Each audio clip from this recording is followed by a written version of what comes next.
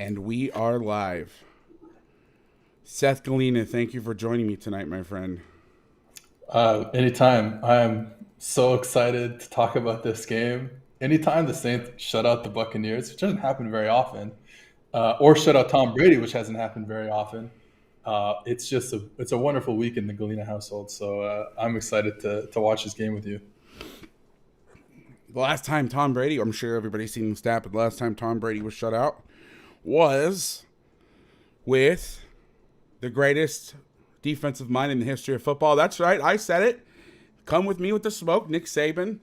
I guess it was the 2006 season they shut out the Pats. So pretty hard to do. And I know Brady started missing some guys as the game went on, but I saw some things that what Dennis did creatively in the game, it's subtle. Like there's some change calls you'll see where they mugged the backer and they loaded the front, and instead of rushing Jordan, they had Jordan take the back, and then they rushed the inside backer, and just these little pieces. There's nothing groundbreaking. There's nothing earth shattering. Where you watch this and you went, "Oh my God, it's this amazing, like one of a kind game plan that you don't need every time." But the little tiny tweaks that you don't notice on the first watch are there, and I'm excited to dig into them with you. First of all, for those of I don't know how they wouldn't know you, but if anybody that doesn't know you, go ahead and introduce yourself first. Tell us a little bit about you. I always assume everybody knows everybody, and I shouldn't do that. My name is Seth Galena. I work for PFF. I have a podcast, the Too High podcast. That's myself and Deontay Lee, who, again, I assume everyone knows, um, but uh, but yeah, maybe not. So yeah, I coach football for a decade collegiately here in Montreal, Quebec, and now I've worked for PFF for this is my second football season, basically working for PFF, writing, doing the podcast, doing some other stuff like that. I work with Chris Collinsworth sometimes, delivering. Me and Deontay deliver stuff for Sunday Night Football, for him to look at while he's watching the games throughout the week, when he's preparing for the game. So yeah, that's kind of my job, and coached quarterbacks mostly. Had a very short time coaching linebackers one year, but besides that, I'm a quarterback offensive guy, and yeah, that's who I am. And a lifelong Saints fan. Coming from Canada, And a I know you've lifelong told this Saints story fan. before, but for the viewers, how did you get involved with the Saints? My parents, my family is from here in Montreal. My dad got a job at Tulane in New Orleans in 1984, 1985, I guess, 1984. And my parents and my sister moved down to New Orleans. I wasn't born yet. They had me in '88, uh, and then we moved back to Montreal. So my parents fell in love with the city, with New Orleans, and my dad being a sports fan, being a big football fan. There's obviously no football team in Montreal, Quebec, and so you kind of are. I would imagine he was like, I think it was a Cowboys fan ish in the '80s because they were on TV. My sister's first words were Tony Dorsett, so I guess he was a Cowboys That's fan kind and of he moved to New complex Orleans. for a I know, kid. right? It might have been just TD, which either could be touchdown or Tony Dorsett. The history of my family is that it's Tony Dorsett because my dad loved him.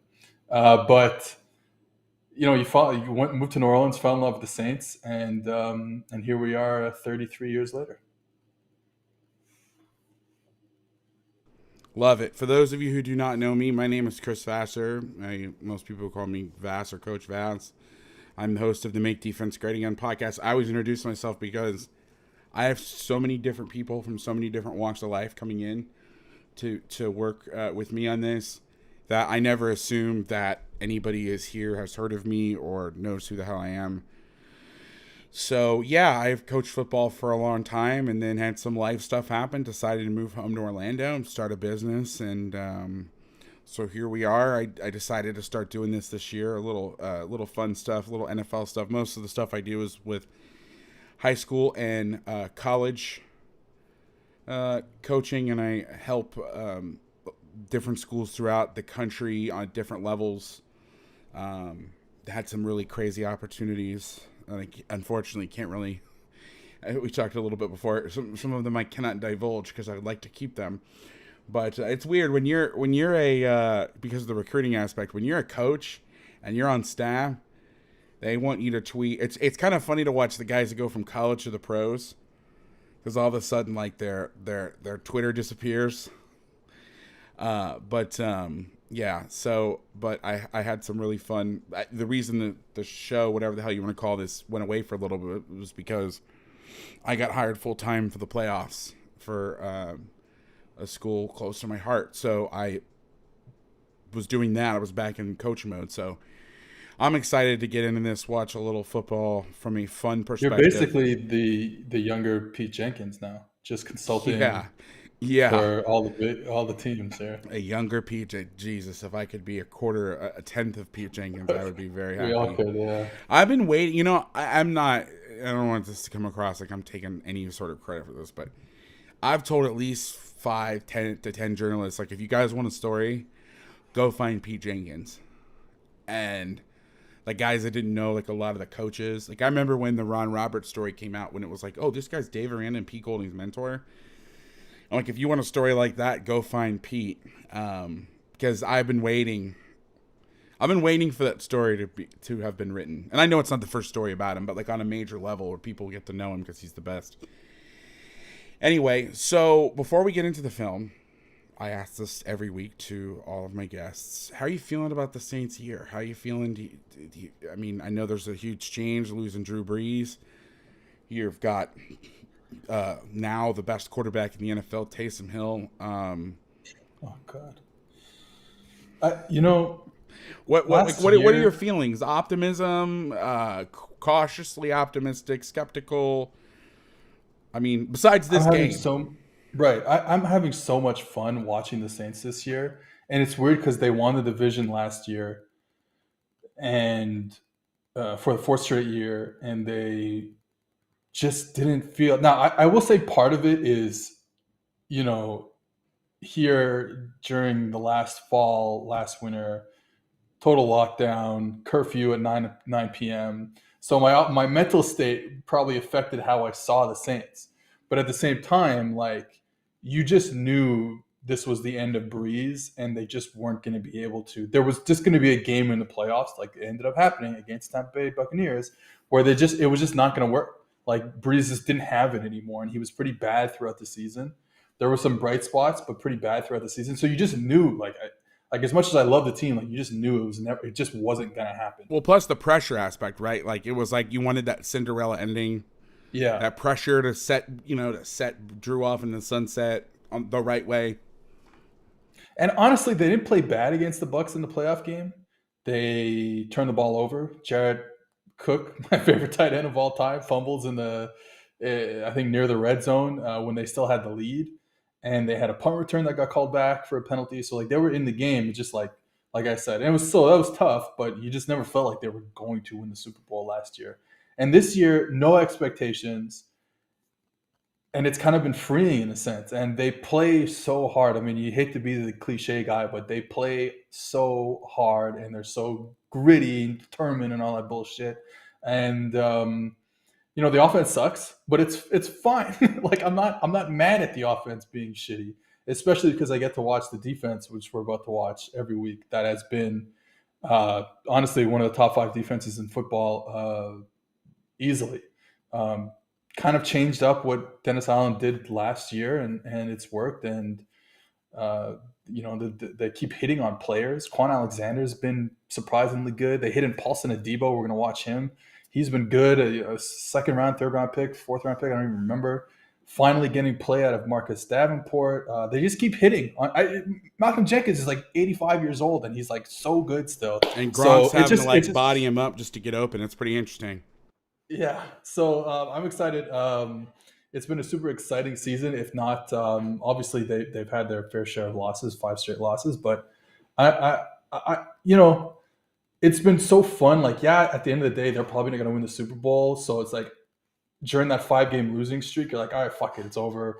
get a better draft pick, whatever. But you know what? Like, it's fucking fun to watch them. I'm sorry, I Well, love nobody watching the expects Saints. anything from him, right? I Yeah. mean, So like, let's go. Like, let's win some games here. Let's get into the playoffs because it's been really fun to watch. And I speak for a lot of Saints fans who feel this way. Like, hey, we know we're not great, but it's been super fun to watch a team just like kind of work really hard and try and put it all together.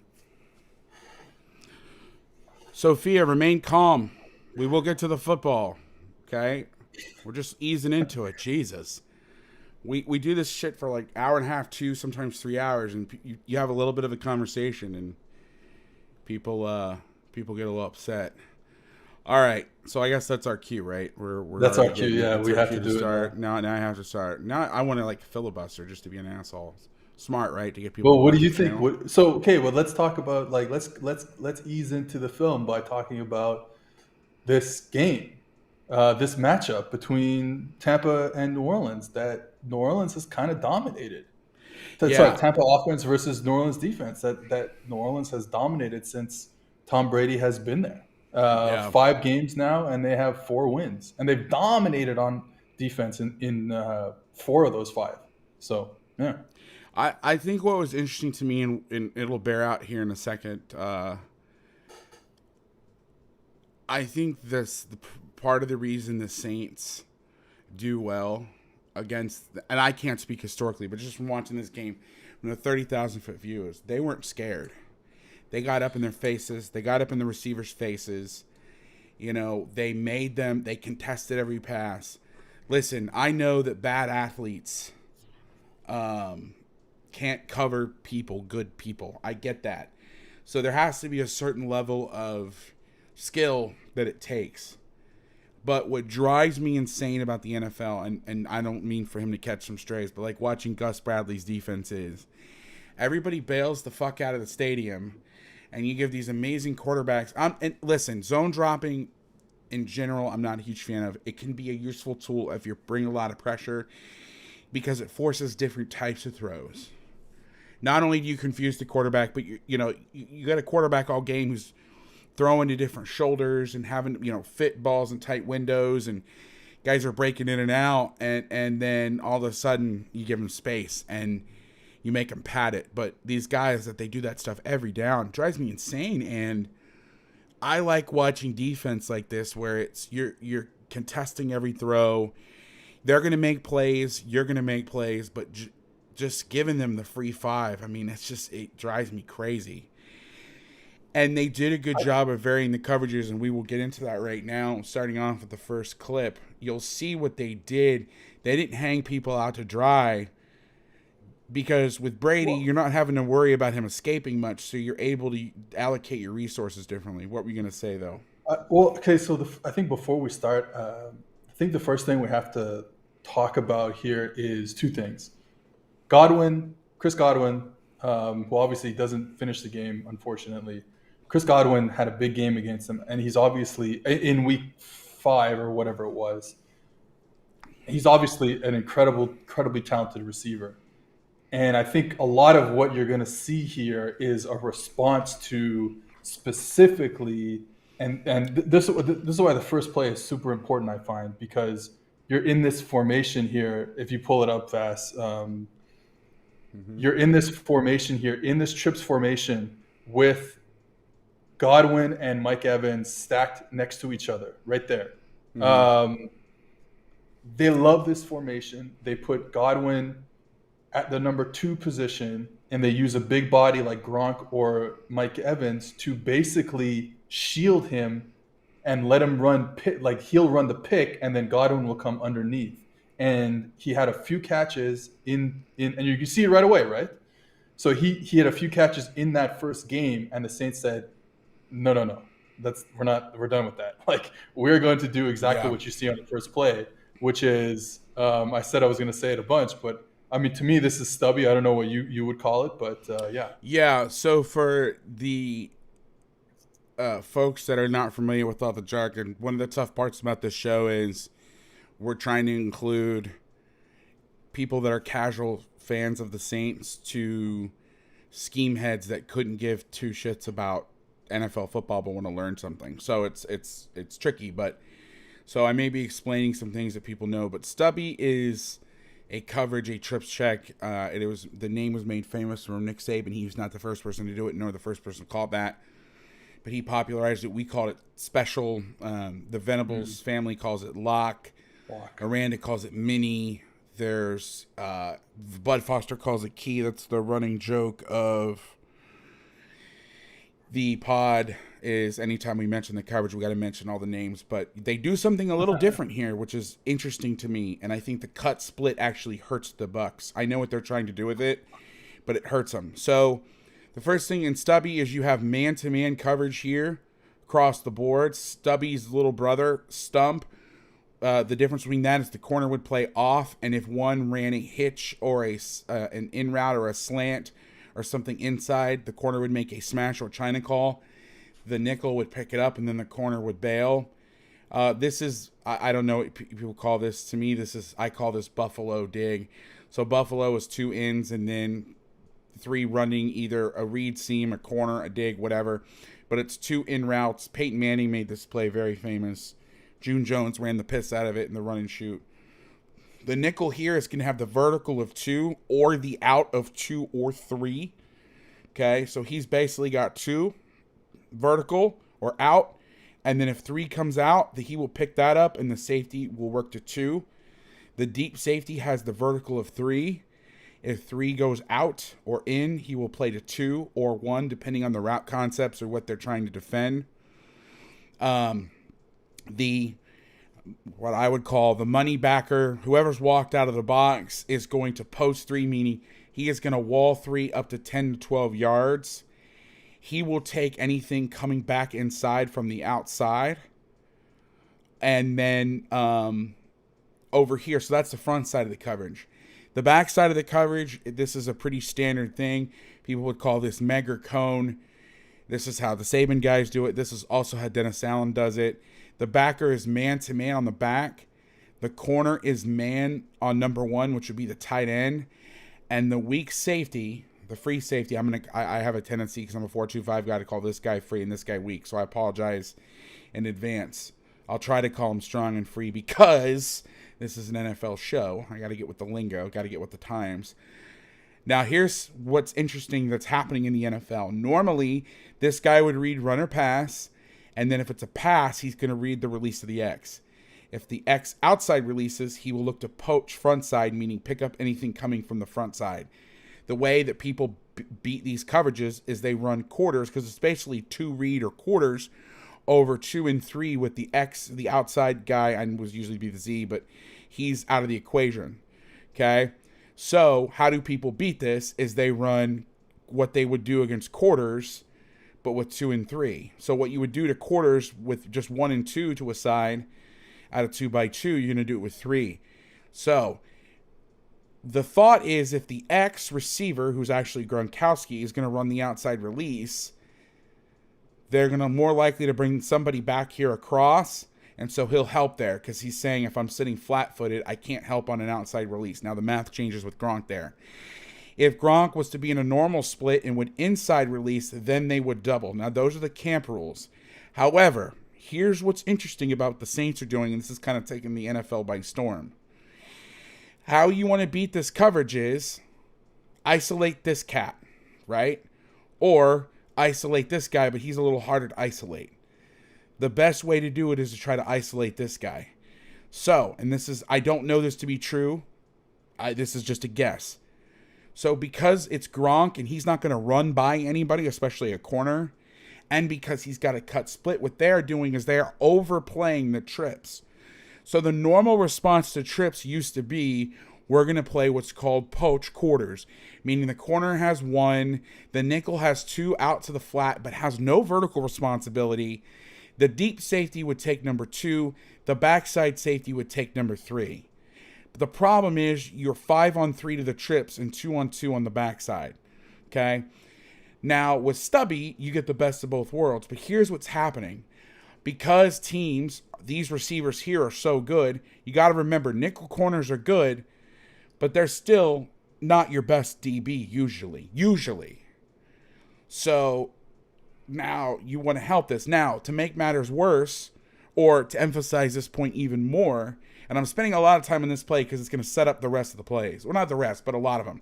Okay, the Bucs like are putting 25 the next plays basically. The two best players on receivers. Now Gronk is good, but Gronk's not going to win a foot race, so that's why I'm not considering him one of the two best receivers. So I don't want anybody being like, how could you say Gronk's not up there? I'm talking about not worried about bodying somebody up, but somebody running past your ass. Are these two cats? So what the Saints do is they mix up stubby and poach. So with this over here and with this guy tight, he's probably saying, listen, no, Fournette's not a big threat out of the backfield catching the ball. I mean, he's not going to outrun anybody. Not going to outrun this cat. Okay? They got their two best guys over here. So we're going to play stubby, but we're going to get this guy to help over here. So basically what can happen now is this guy can push out a little wider and help on him, knowing that he has him coming back across. So what ends up happening is if 3 runs the bender, he can pass it back to this guy, and now he's able to double, and he post routes. Does that make sense? And at first, when this first was explained to me, my first response was, that's overkill. It's stubby. You don't need stubby where he's got 2 vertical, and he's got 3 vertical, and this guy front side. But think about it. If I'm playing a team and their 2 best guys are here, and I can win here, and I can win here, what's the point of you allocate your resource where needed? And basically what you do is you create a box around these 2 guys with 4 guys. The other thing that I think it helps you with when you can play 5/3 is 2 things. So the safety to the top, I believe, is Malcolm Jenkins. And because he knows he has Marcus Williams over top of him, he doesn't really need to get depth. He can stay. I mean, he backs up a bit, but he can drive he can drive that route. You see, he's going to play in front of that route right there. Yeah, see how he sits down? And what allows, exactly. Because he knows if this guy breaks to the corner, he's got it. Yep. He's going to pass this back inside to here. So let me clean this picture up, okay? So you've got here, that's taken care of. He's going to go inside. He's going to call under. I'm going to post 3, but I'm going to see something coming back because this guy is covering here. Now, this in our old system, in the TCU system, they would post 3, meaning they would wall 3 up to 10 to 12 yards and look for work. But if we were in man back here, the backside backer, and don't ask why, but we would say Chevy.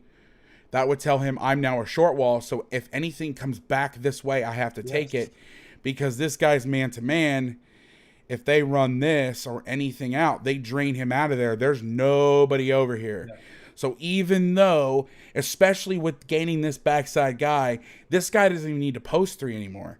Meaning get a hand on him and hold off the bender because this guy's sitting flat-footed and he'll play it. So he's going to sit even more shallow. And you know, Brady will throw that, like in this case, to the number 3, the dig to Evans. But at the end of the day, like I'm telling you, they want Godwin underneath. So if you're Demario Davis sitting there at the Mike position, you're thinking first level behind me is Malcolm Jenkins, who's playing flat-footed like we talked about. And then I have another level behind him in Marcus Williams, who's pushing all the way to the field. I don't have to get any depth. I just got to wait for Godwin to come to me, and then I can just match him, and then we have all 3 levels covered, really. Right, and especially when the threats disappear. Almost picks off. And then that's where Brady has to go with the football. Like, it's a good read by Brady. He's expecting his receiver to win. But here's the next part.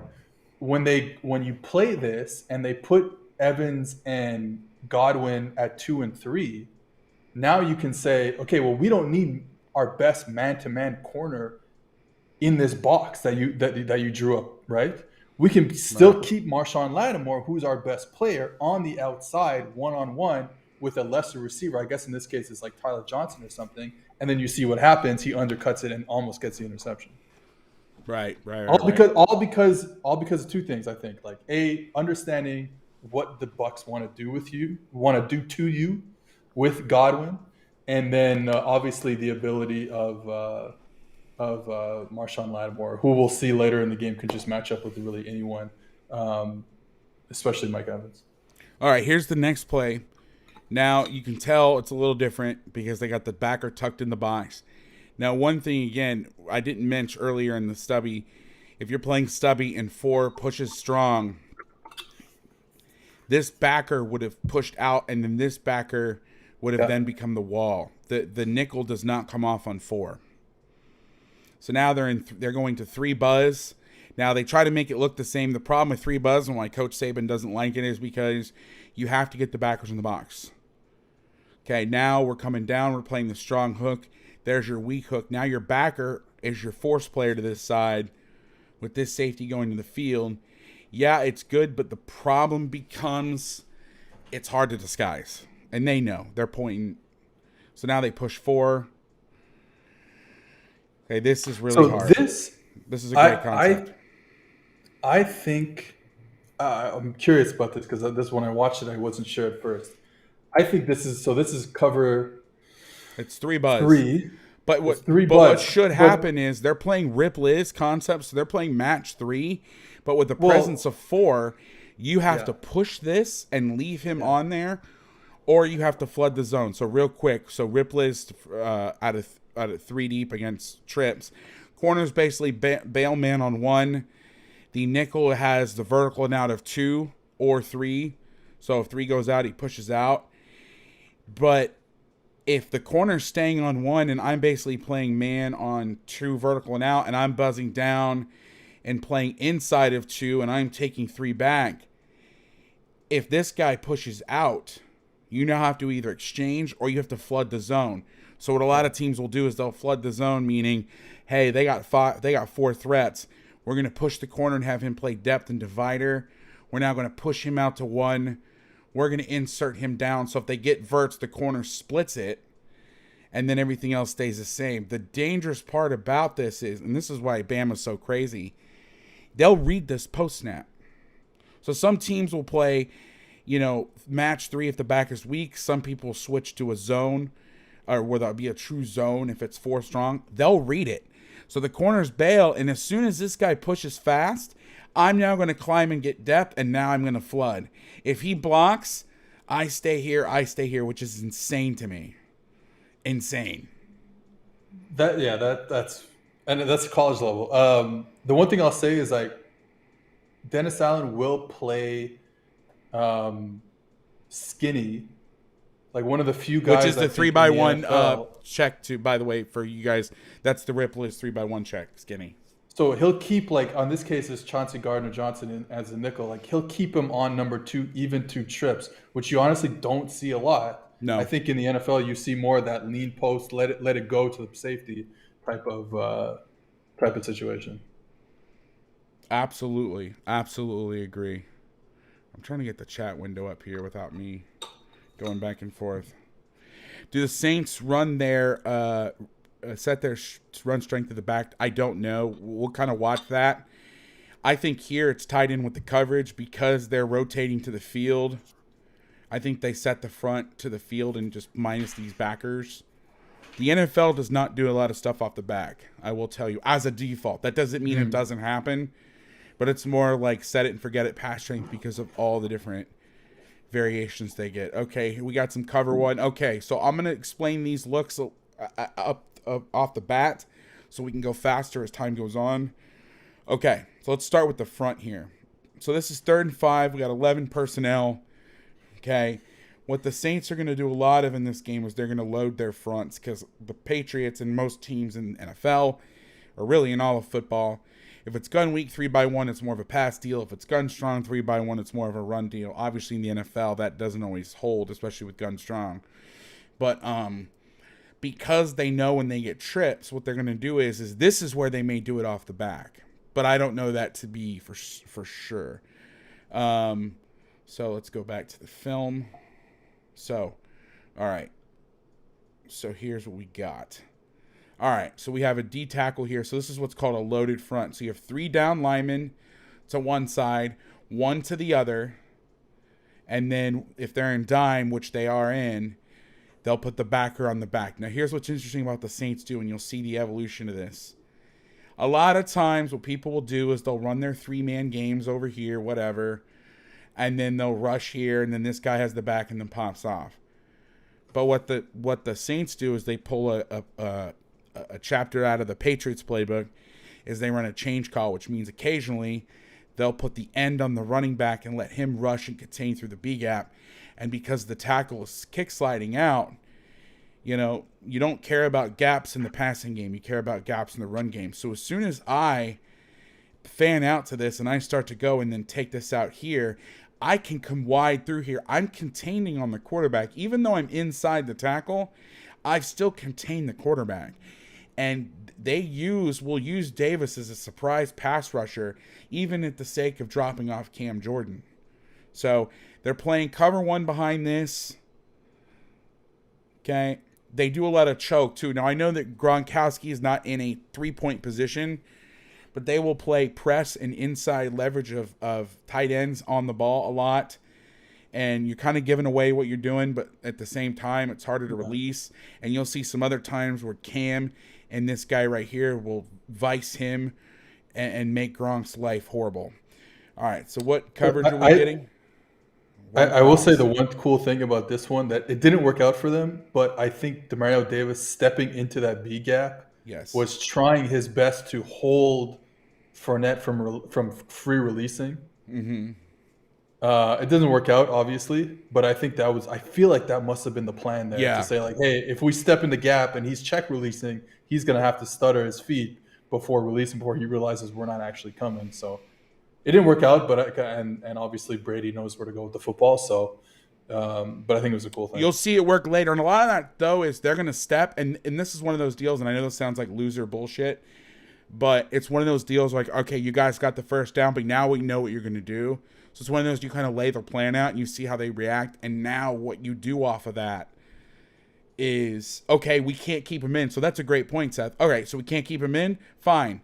Then you're going to have to check in here, and now we're going to play games where you check in here and I run right around your ass and then I take the back, or right before the snap, I peel out and then you have to come back in here and still have to redirect. So that's where the games start.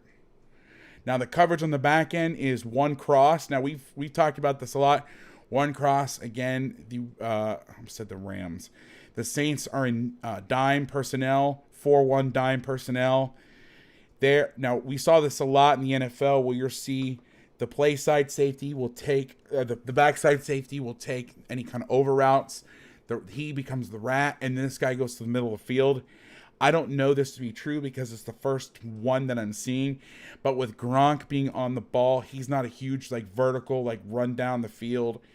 He is, but he's not as much as a Godwin. So what I'm thinking is they may be dropping him in here to help with Godwin or something else. Well, or this right here, and then the backside safety will play the middle thirds. I think not. They will align. They'll flip the safeties at one point, if I'm not mistaken, and they'll probably And then because I think the main thing here is that they don't want Marcus Williams to be the cross, the one cross guy. They want PJ Williams coming down, and they want Marcus Williams in the post. Got it. And then that makes sense. From this look, obviously you're gonna get it kind of weird. Like you said, you usually want that one cross guy coming into the trips, basically, instead of away from it. But whatever. So somebody had a question. Typically, you'll have levels in man coverage to the trips to avoid picks, but they're all on the same level. Was that intentional? So I can't answer that without being in the room. So a lot of these, I will do my best to answer what I think is the case, but without being in the room and knowing what they're being told, I don't know. What I will tell you is my guess is yes, it is intentional because they're spaced out. So yeah, you want to get on different levels when they're close, but because he isn't going to pick for him, they're too too far apart. And then this guy's choked up in here, and he has a DN. So, he could pick. And I wouldn't be surprised if Gronk was to release outside that Jordan wouldn't take him, and then he would add. We don't know that because I saw something like that in another clip. So we'll see. We'll see how that plays out. But that is typically, yes, you'd want to get on different levels. But because you have an extra defender, that also plays into it. If this was a 5-man pressure, where it's you have to play inside because you don't have any help, Absolutely. But you're playing outside, so you can fight over the top on these outside routes who would be trying to clear for the inside, but now you have a safety help. So those guys are pretty much playing to the outside. Ted said the Saints have played on the same level for a while, and man, they used to pick a lot from what I can remember. Yeah, I mean, that might be the case. And those are some things you live with. Worst nights of my life, like the 2016 Saints and like 2015 Saints getting picked off whenever they would play man coverage. Every play. Okay, so here looks like some stubby again. Now, what's interesting about the backside safety, so you can play this guy a million different ways. There's a lot of ways to do it. I prefer to read the quarterback's eyes. I do not like reading the X's release because I don't give a shit if he releases inside on a dig or something. If this guy is looking front side, now we're talking about high school and college level. Tom Brady is one of the best to ever do it, so he could probably manipulate with your eyes. Yeah. But he is looking over here, so be ready to play this way.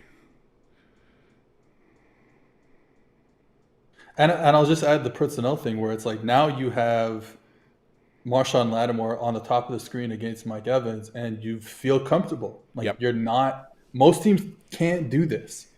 Most teams can't feel comfortable with anyone on Mike Evans, and the Saints have always felt comfortable with Marshawn Lattimore, and obviously that helps you do exactly what we're seeing here again for the third time now, I think, and that's play 5 over 3.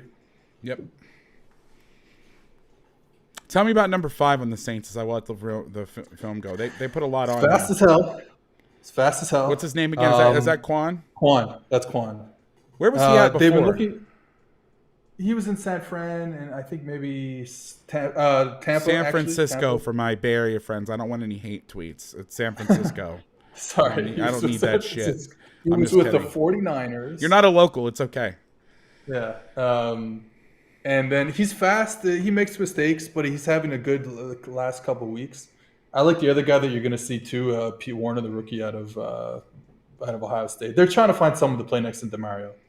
They moved DeMario from Mike to Will to Mike to Will. They put Anzalone at Mike because they didn't have a Will. But then they moved DeMario to Mike because now they have a Will and Quan and a Will and Pete Warner. They're just trying to find somebody, and I think they'll find one eventually. So here's a man version of the whip fire zone call that I love so much. All you're doing is, I don't love this call. So I don't love this. Like, this is not my favorite. So all you're doing here is you're bringing a B-gap pressure.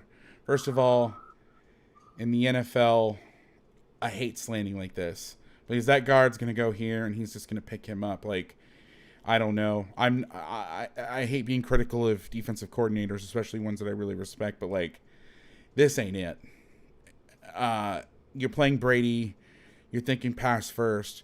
By him just crossing right now, this guard is going to say, okay, and then work back and pick this up. Also, if you're going to put him on the back and run spike one rat, which would be this. You're going to get vertical through here. He comes, and then if his back releases, he wraps for the blitz, and he takes the back. I do not like this right here where he just goes and he's like out here dicking around with the back. Now 2 guys can pick up the one blitzer. You haven't covered the back really. And this guy's trying to come over here to cover. You're not in a pass rush. And now 2 guys can pick up the one blitzer that if you just did it a little differently, you could put 2 guys on one. So I don't know.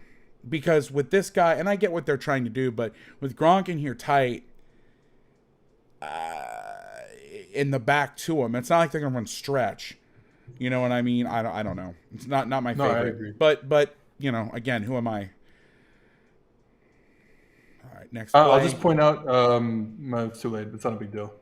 No, what do you got? What do you got? Well, just like, because if you go back and just look at the route that Godwin runs at the top.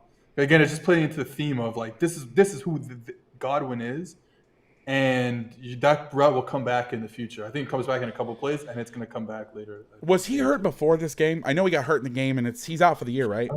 Yeah, he's out for the year. He looked, I don't know, he looked off during this game. Maybe I'm wrong. Maybe it's just I just caught a few bad plays. That's Chauncey Gardner-Johnson locking him down. That's what it is. Always love a 2021 Chauncey reference. All right, so we got 3rd and 5. We're going to see some mug front stuff, which they actually do quite a bit Quite a bit, yeah. on here, which I was kind of surprised with. Okay, so they're playing man here, either that or bonus fire zone. It looks like man to me. And all they're doing here is they're bringing both backers.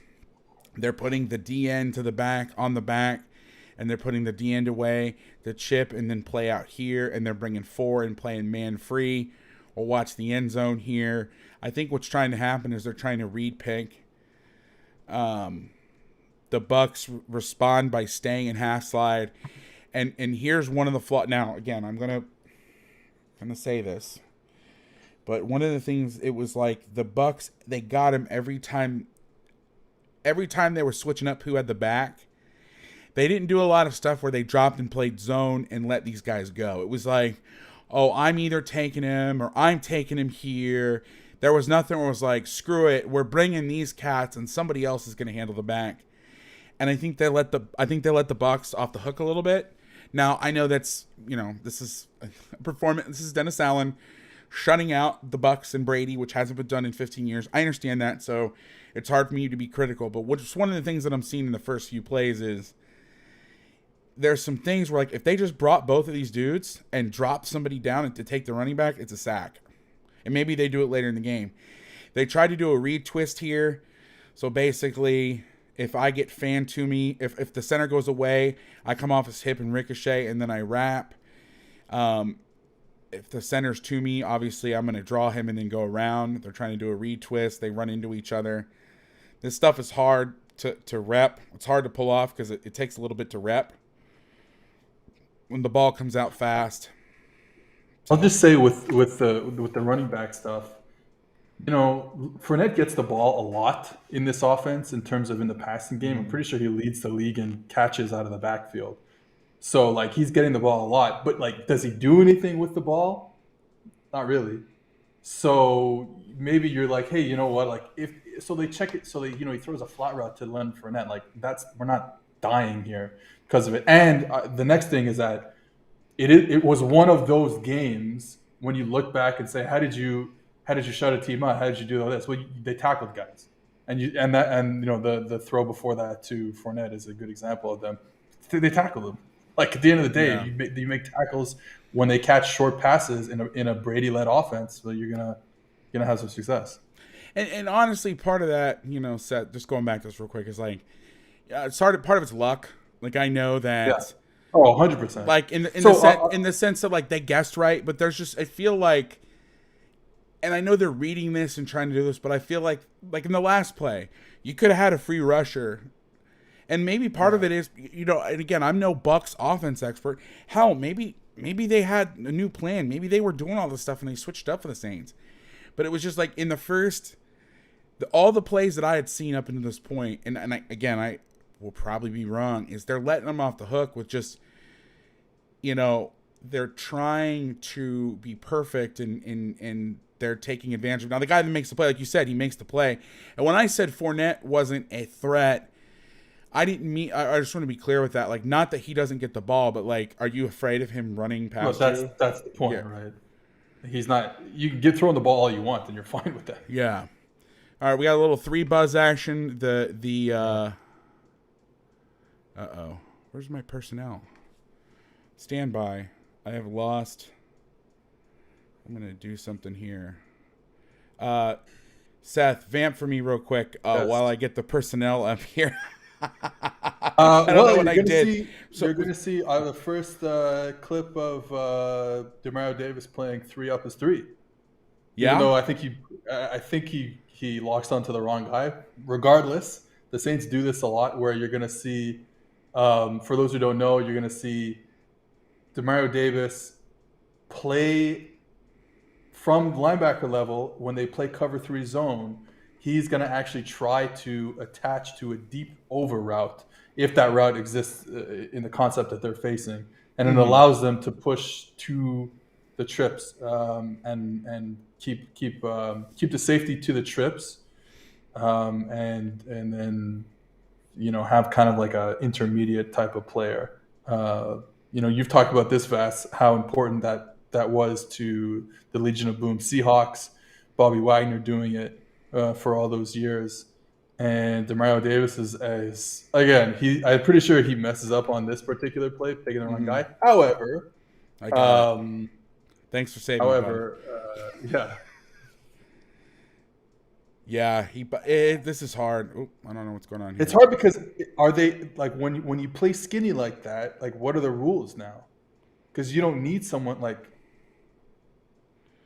I would love. By the way, in the chat it says, "Can we get some Demario Davis run fits?" Sure, but we haven't seen any. Oh, they're coming. Yet. They're coming. Trust me. All right, so they're running three. So they're running three buzz.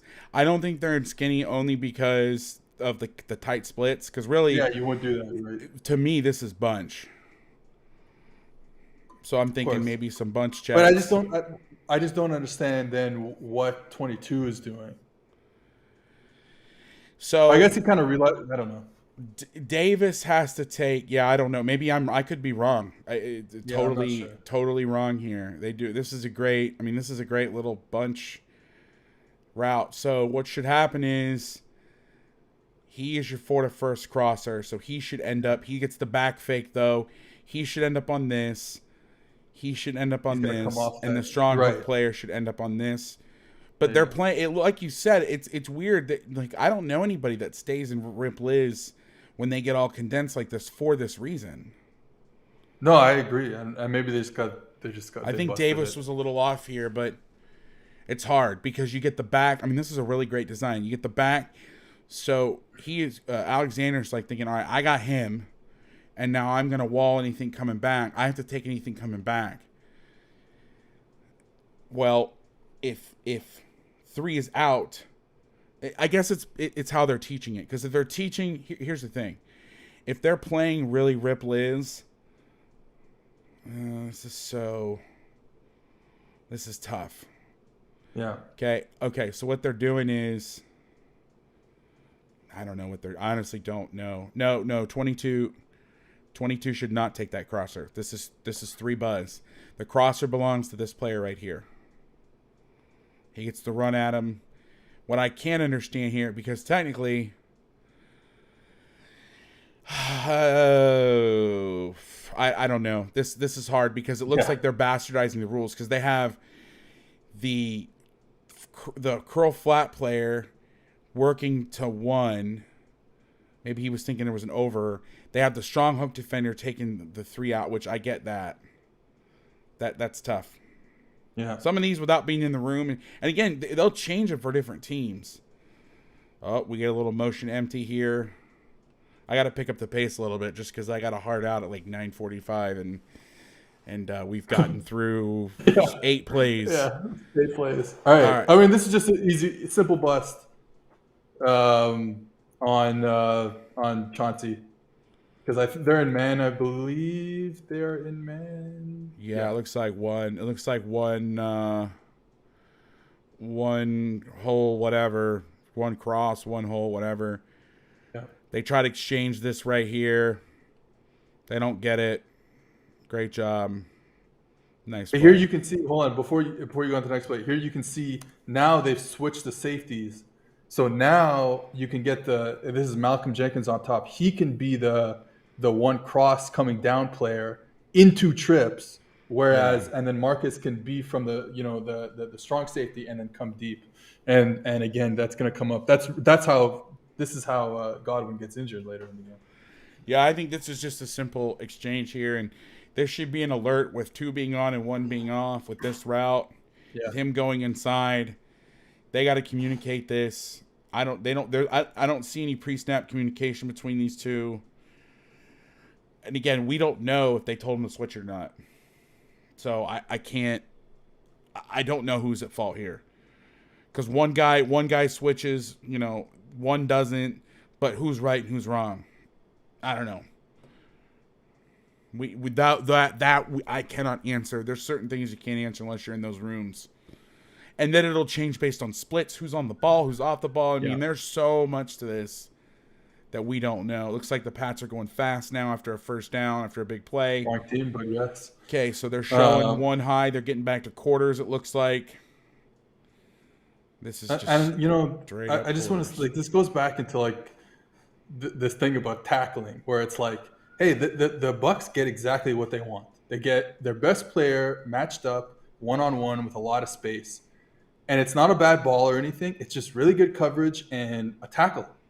Yeah. And like they break it, and against the Saints in in the Superdome, he broke it for like 40 yards a couple times. Yeah. So like this, and that's the difference, right? Like all of a sudden you make those tackles that go from 3 yards that usually could have gone for 40 yards, go for 3, and then you're at 2nd and 5 instead of 1st and 10 on the other side of the field. Yeah, this is quarters. They're just he sees him stall, and they must know by scouting report. I'm gonna start looking for that. And what's interesting to me is the tackling. It's so much easier to tackle a guy when you're right there. The mistake people make is they think, oh, I got speed. Let me back the hell off of it. And then what you ask any defender in football, what's the hardest tackle? One-on-one open field tackling. And when you distribute 5 out and you get the ball out this quick, I mean, that isn't particularly fast, but he's not feeling pressure. I mean, what's Brady? 3rd fastest at getting the ball out? Something like that. I mean, yowza. That's you're able to do that because you're draped all over him. And you don't want 5 yards, but you don't want 50 either. I mean, you got to be smart. Exactly. All right, we got quarters again, 2nd and 5. We got 11 personnel. We get fast threes. And it looks like to me Brady is manipulating the first couple of plays. Wherever the fast 3 has been, he's looked away from it. They're trying to clear out space.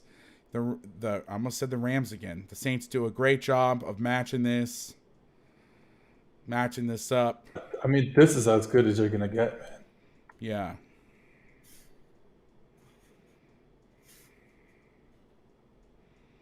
Yeah, there's not much. I mean, there's what is there open? I guess Fournette out there.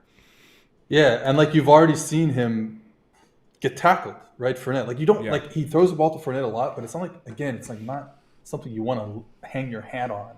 No, you want to. It's 3rd and 5. You want to throw it for 7 yards, have him catch it and fall down. Yeah. I mean, in terms of a possession guy at running back, like his body, and he can like shield people. That's not a bad option. All right, here we go. 3rd and 5. I think they're gonna end up in stubby again. The God, why do I keep saying the Rams? Jesus. Not even the colors. Like, do you see blue anywhere on the field? No, I think I'm just slow. All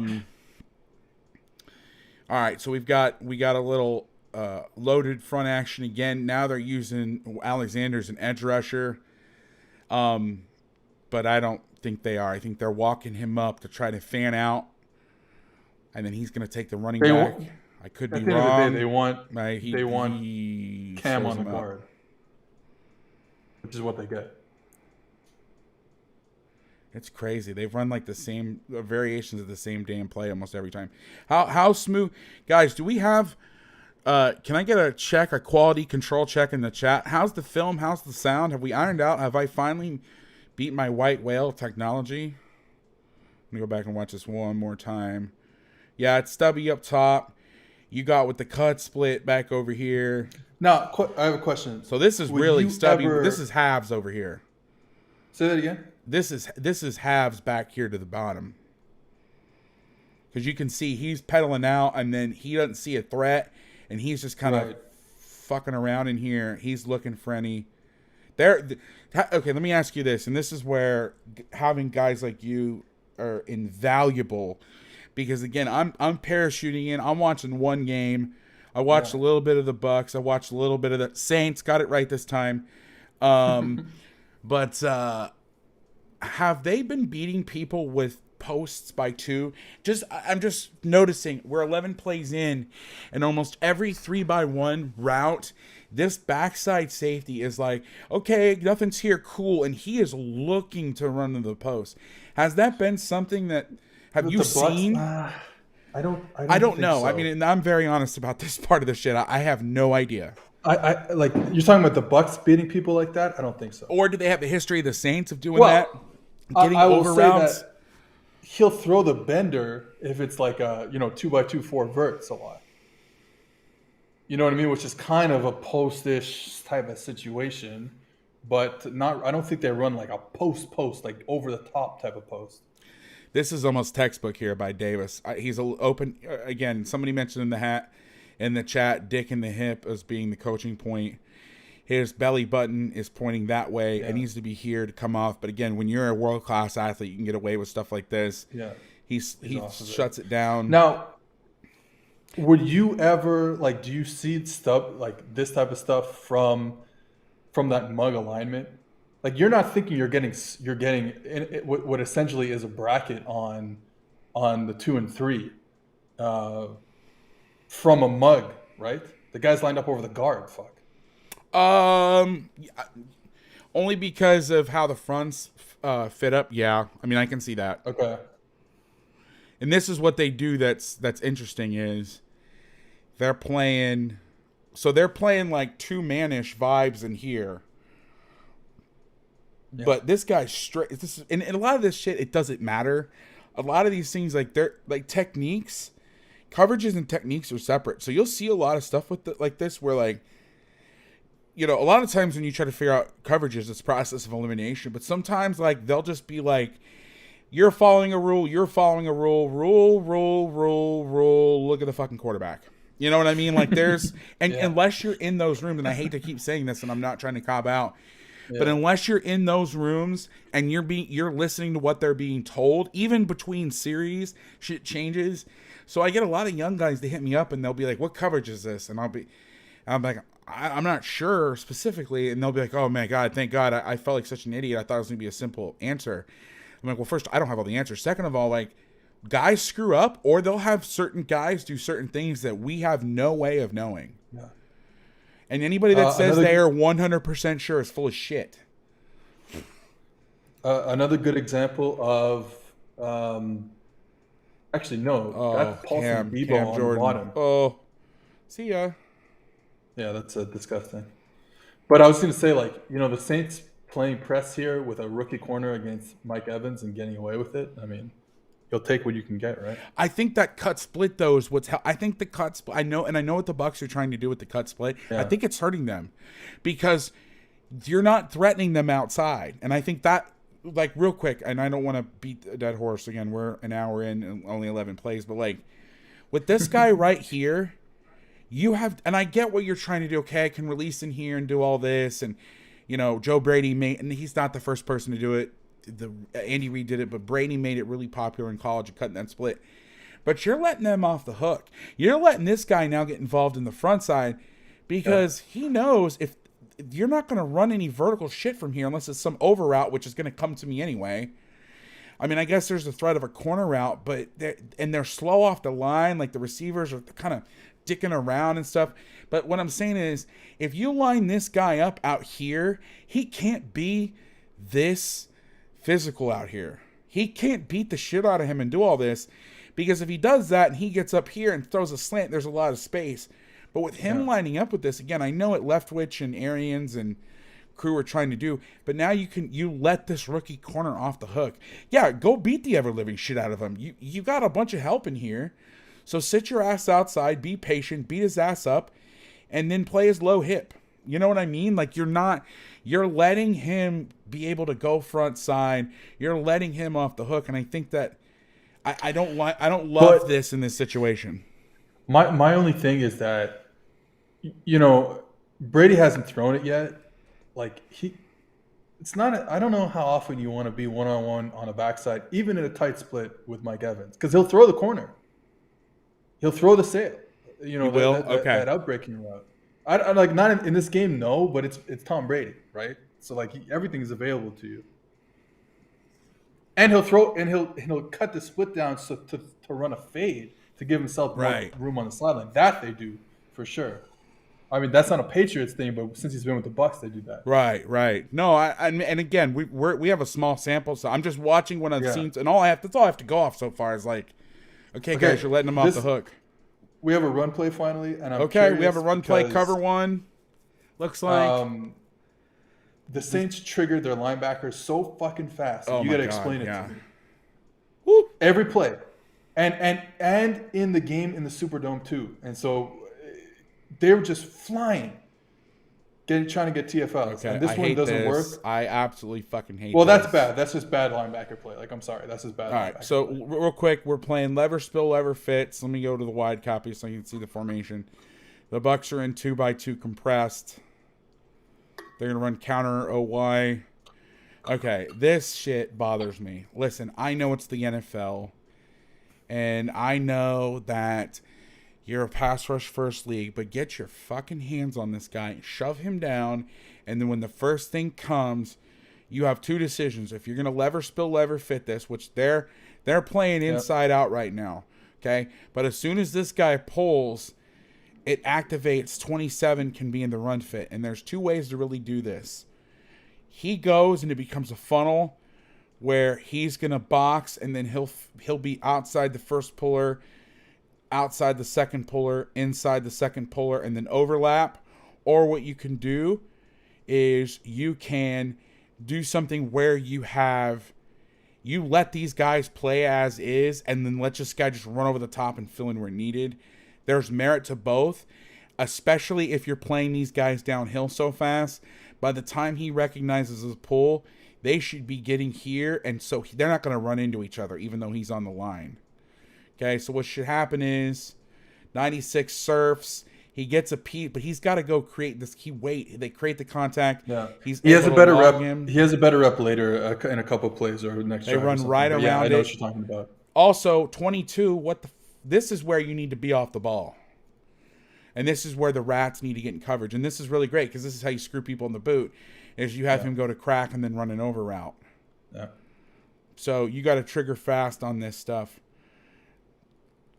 As soon as he starts to lollygag and come down in here, you got to go. Though, when you're in man. It is. That's why, but I don't understand why. This is where I think playing cover one is kind of silly when they're all compressed. Yeah, 100%. Got no edge. But honestly, at the end of the day, 5, I don't know what 5 is doing. Like, 5 could just make the play if he wanted to, but he just gets sucked in here. Yeah, he's got to set him up, rope-a-dope or whatever. Yeah, exactly. Sit him in here, get him to come down, and then what's the difference between counter Y or is calling GT? So this is O for me is the offside guard is pulling. So O and Y. Some people call it GY. That's just a naming thing, honestly. Courtney and Adam. So when I labeled plays, the Gary Patterson way of labeling plays is if the front side guard pulls, it's G. So if it was, let's say it was Buck sweep, or let's say for some reason, I know this is a shitty example because they would never do this, but let's say on counter, the play side guard is pulling, we would call this counter GY. And this would be counter OY. Again, I know that you're not going to run counter with the front side guard pulling unless you're trying to fold somebody. But the reason is some plays like power G and power O are different. But you'll see like a lot of pulling guards, like stretch pin pull teams. Like that would be to me, like if you get pin pull stretch, that'd be stretch OG. This would be stretch CT. Now I'm kind of going against my own nomenclature because T to me is both because you don't get the front side tackle pulling a lot. So that's all to me OY means. It's the offside guard pulling. And it's just a naming thing. But it's counter. Sorry. Yeah, 96 should wrong arm. He wrong arms, but the one thing he does is because he waits and they just log his ass is he waits too long and the ball's outside of him and they just run right around it. And with the condensed splits, like that's not a great play if they had normal splits. But because they're not, right, they're able to just bypass that shit. All right, let's move it along. We got 2nd and 7, 12 personnel still in the game. The Saints are in nickel, 4-2-5. It looks like we have stubby again. Some of these you can't tell with the condensed splits, but it looks like stubby to me. Again, we have cut split to the bottom. Now, here's what's interesting, okay? And I like to watch the safeties because I'm trying to figure out. And a lot of this, like when you're trying to figure shit out, it's almost like you set out a hypothesis and then you try to disprove it. Okay, we have YY wing 3x1. And you see Tommy. Now, I coached at Brady's high school. Everybody calls him Tommy. So sometimes I'll call him that. People, just because that habit, people will be like, what are you, his high school friend? I'm like, no. That's what everybody calls him, Tommy. Here's what's interesting. Tommy looks front side immediately, but 43 is hanging here. Now, educated guess is that with the YY wing, Jesus, huddle, come on now.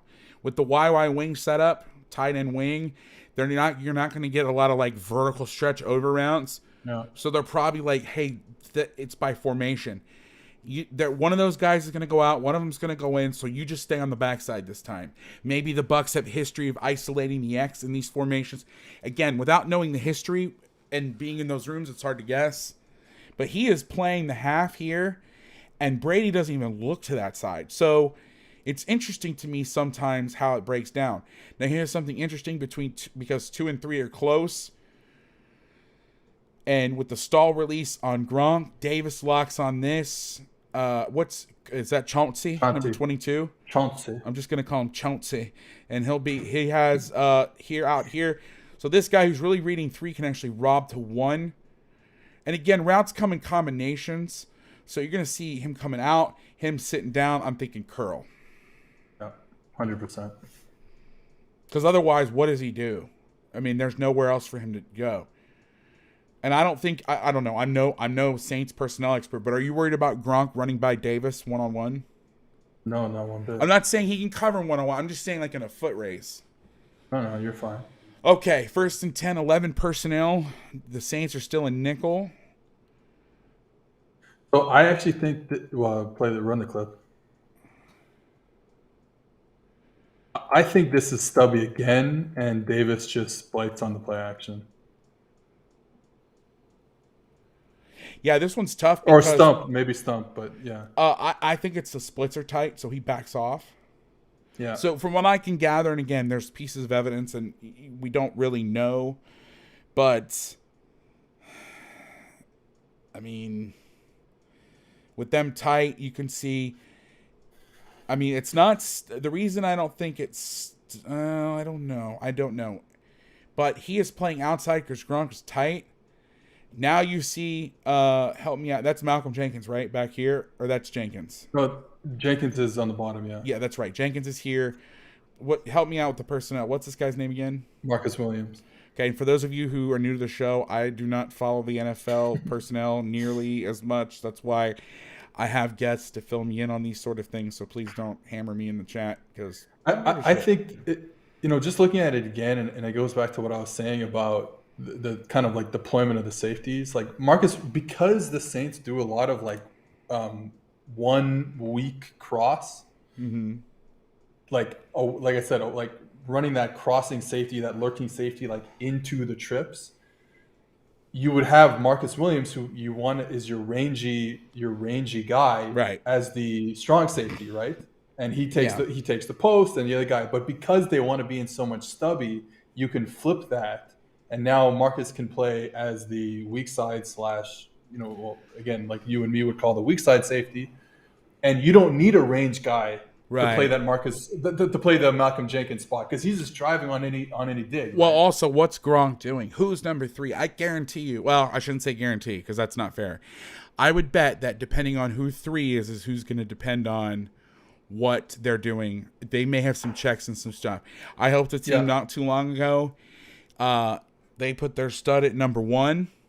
So if they had him at number 1, we played stubby. If they put him at 2 and 3, it was 100% pass, especially if one of them were on the receiver. We played a variation of stubby called Steeler, which what Saban calls it. They used to call it Seahawk, where the corner's going to lock on 1. That's a shit drawing. The nickel's going to stay on. The nickel's going to stay on 2. Now the change is this piece is going to wall 3 all the way down the field, which means if 2 runs the under, the nickel would stay on it. He would not pass it. But now the safety can play over the top of 2 and 3. That is a nice little change up if they're starting to attack you in stubby with this guy. Another thing in the structure of the defenses I've run before, we're a 4-2-5 base team like TCU. This guy is not a corner. He is a hybrid safety. And so teams are more likely to target. Like if you're going to try to outrun somebody, you're going to try to outrun this guy before you're going to try to outrun this guy. But for us, it was opposite. So that was a little tool in our tool bag where if people were running those quarters beaters routes, we could have a way to basically double number 2. Or what we would do is we'd say, screw it. We would put the backer on number 3 vertical, especially if he was in the core, and we would ignore it and just play our 2x2 coverage and bracket number 2. And Bama calls that Colorado, where they say, hey, even if it's trips, this guy either sucks, he doesn't go vertical or whatever. So we're going to ignore number 3 as if it's trips. It is not trips. We're playing our 2x2 coverage, and we're just going to live with it and put the backer on number 3. We've done that a lot. TCU used to do that versus Kansas State because Snyder, when the Y was in the core, he didn't go vertical. And then if he was outside the core of the formation, then they would check to stubby. So those are just some little nuggets here and there of different ways guys can do things. Yeah, I love 22, man. Watch this. This is just violence. Sit down, Frank. Yeah, this is good player. 22 is a good player, man. Did anybody get the sit down, Frank reference? Somebody please save me here. Seth, you get the sit down, Frank reference? You're by yourself, buddy. Dude, Chappelle, when Keeping It Real goes wrong, and they're in the boardroom, and he's like, he goes, I wish I could find it real quick. I don't want to DMCA on this video though, but he goes, he's like, put her there, pal. And he's like, what did you just say to me, Frank? And you don't remember the Chappelle skit when Keeping It Real goes wrong? I not enough, I guess. He goes, sit down, Frank. And he tries to stand up because he goes, I said, sit down, bitch. And he shoved him. So we used to, anytime somebody would do something like this, I would yell out, sit down, Frank. And my kids would always be like, what? And then I'd have to show them the skit. The clean version, of course. I'm not a degenerate. This would be a sit down, Frank play right here. Watch my man right there. Get some, ho.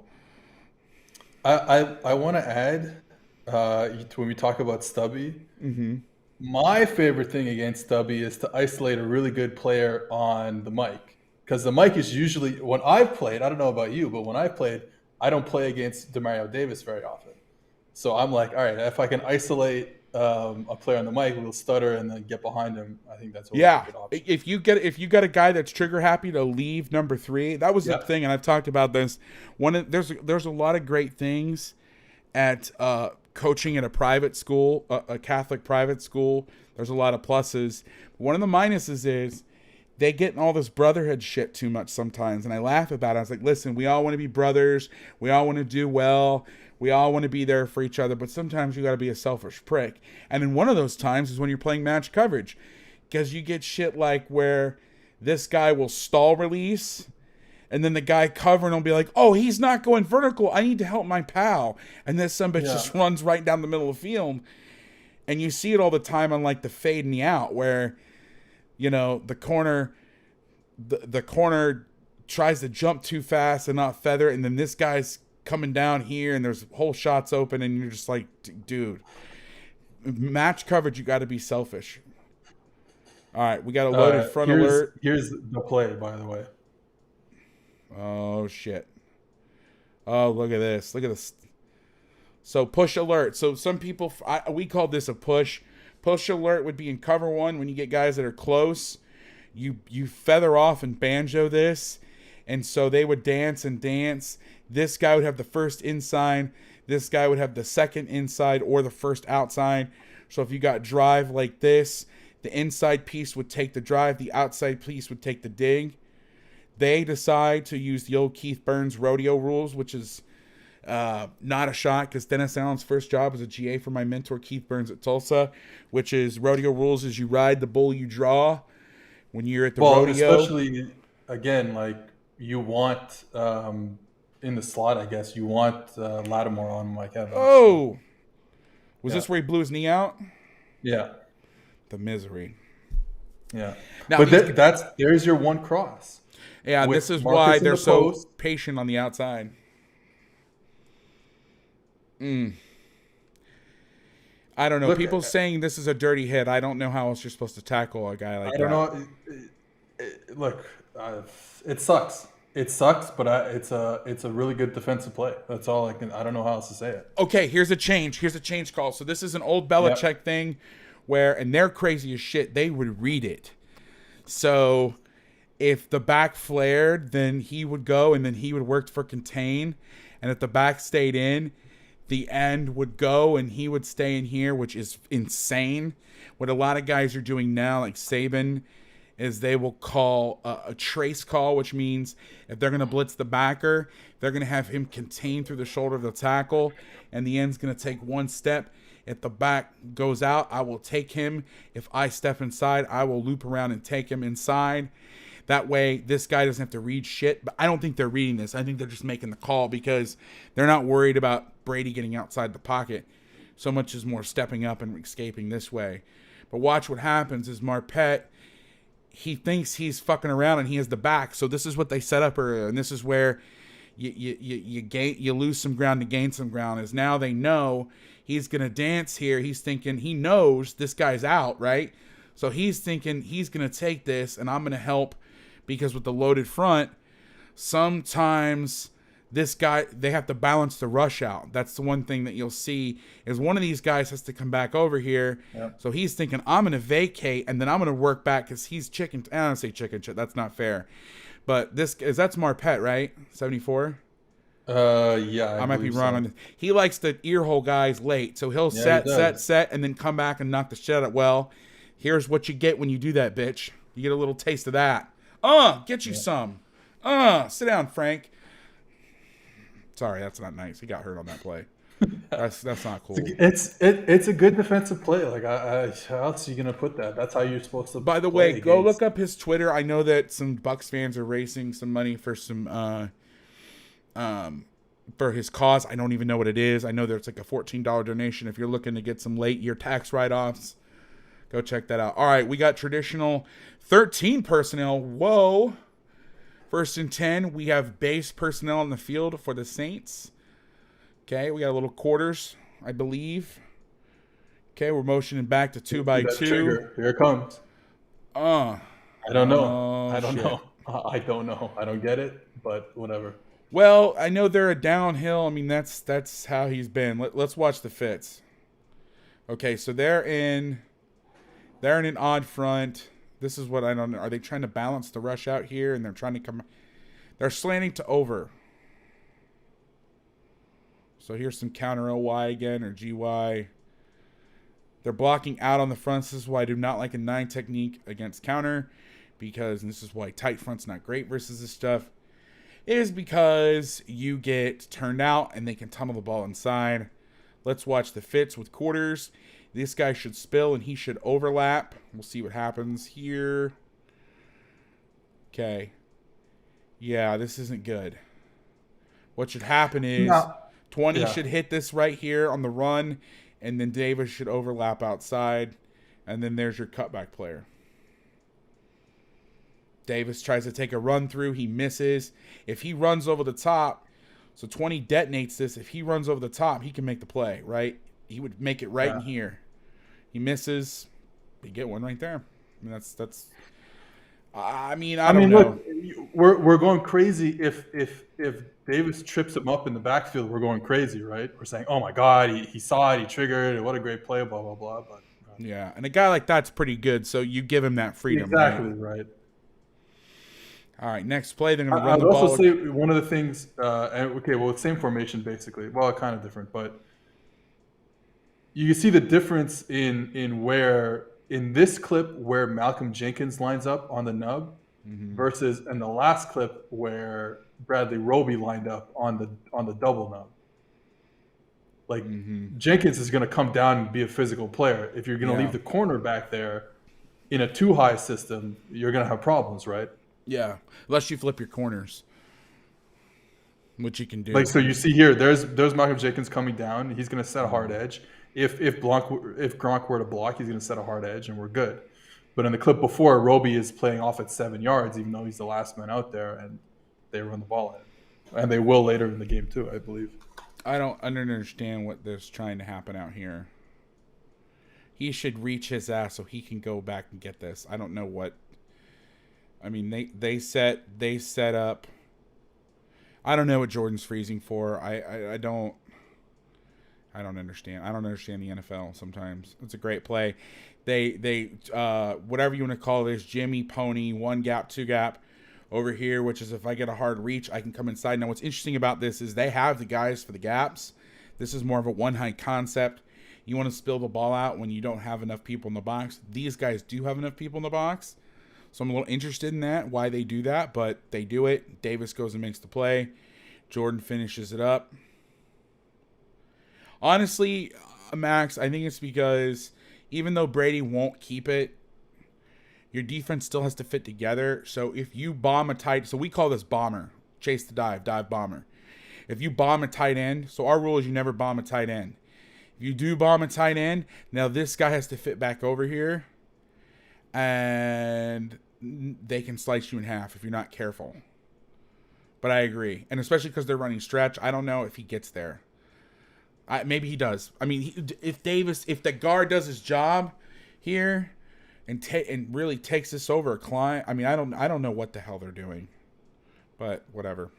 I'm no O-line expert, but you got to be careful when you do that. I know it sounds like, yeah, why the hell aren't they doing that? But that's why.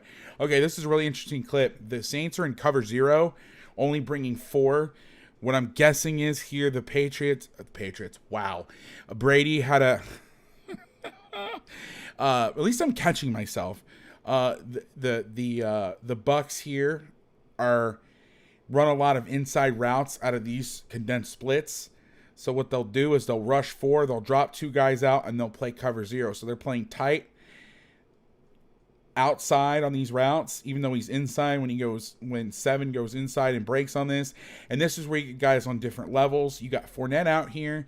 He is off the ball. He is on the ball. You can see playing heavy outside. So the advantage of this is you could play heavy outside in the run game.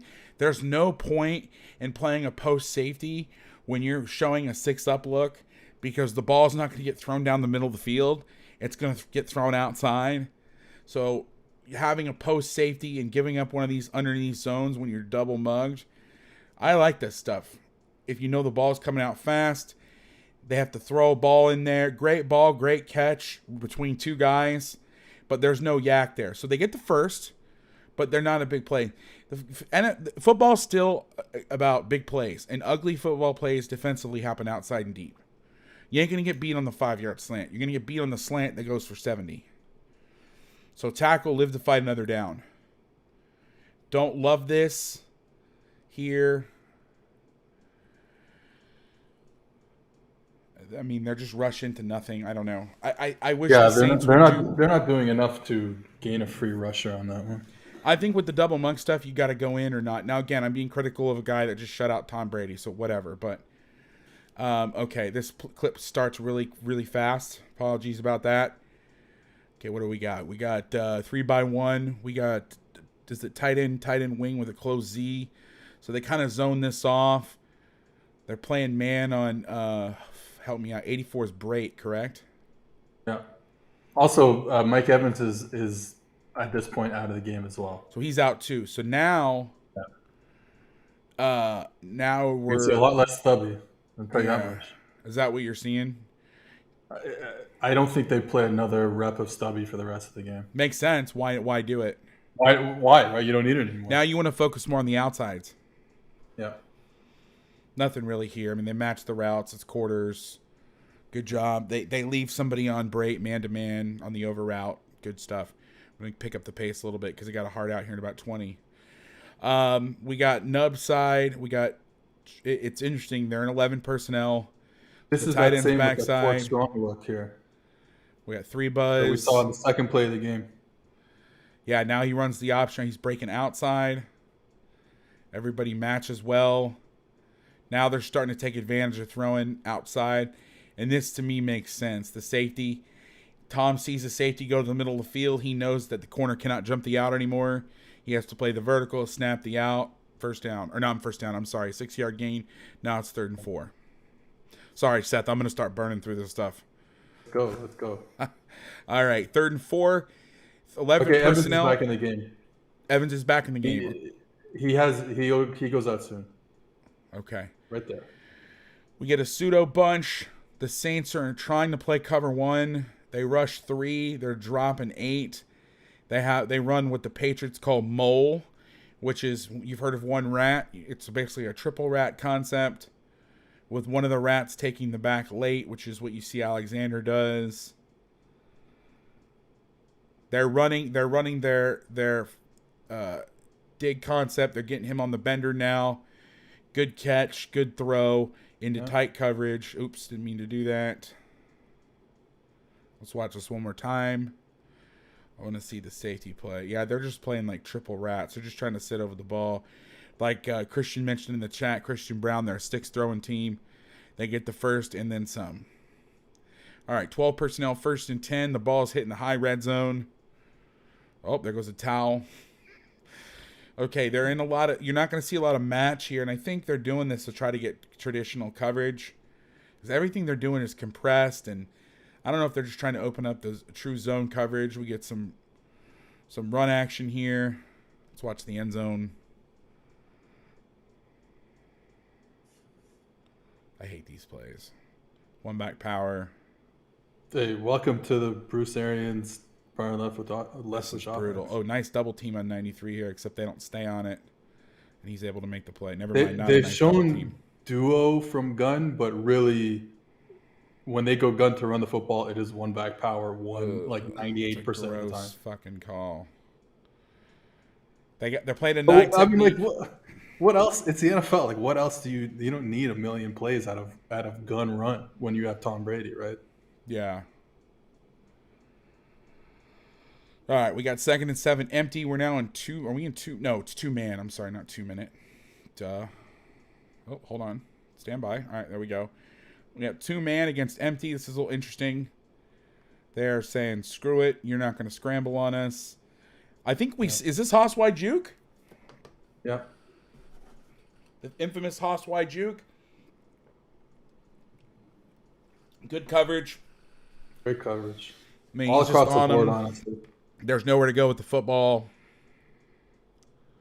Well, he knows right away he's working a Gronk. Once he sees the safety on the weak safety stay off the hash that wide, he's working a Gronk right away. Mm-hmm. And Quan makes a great play. I'll be your drawer. So let's talk about this. This play talked about a lot. Let's break this offensive play down real quick. So obviously, with the technology, you're not able to draw, but talk me through it, and I'll draw on the film, if you will. So let's take the 2 outside guys, run them at 6-yard hitches. That's what we get. Well, I actually the bottom guy has a go, but it's really it's converted. Yeah. Yeah. So, 6-yard hooks on the outside. The 2 inside players, the number 2s on both sides, have seams. And obviously they have all the conversion rules. Now, I don't know, do you lock one? Do you have both of them with conversions? Mm-hmm. As you go down the levels, I think you lock one and have one with a conversion. Yes. I know in the NFL you have both of them on conversion ability because you're in the NFL. And Breeze is like that too. And then you have the juke route over the middle, right? So a juke or jerk or whatever you want to call it. He's just trying to win leverage on one-on-one. And you love this play specifically against this coverage, to tell you the truth. Yep. But any type of too high structure, you're going to get a one-on-one on the mic, right? When you spread it out this wide in an empty formation, you're going to get your one-on-one on the mic. And you just got to win. And in this case, Gronk doesn't win. Now, when they spin 2 single high, that's where you take your outside shot because Haas is just a really good one high beater. You have the slot fade.